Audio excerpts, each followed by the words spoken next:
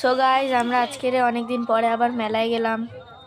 প্রথমেই তোমাদেরকে দেখাই, এটা হচ্ছে আমাদের বাড়ির সামনেকার রাস মেলা, বেশি দূর না।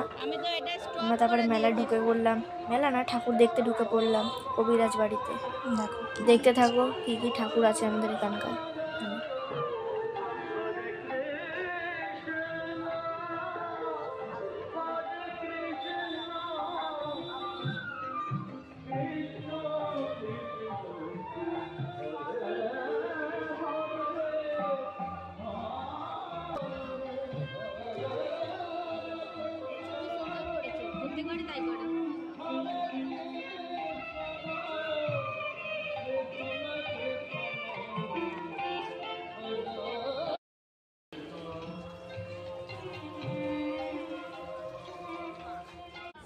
তারপরে আমরা চলে আসলাম মেলায়।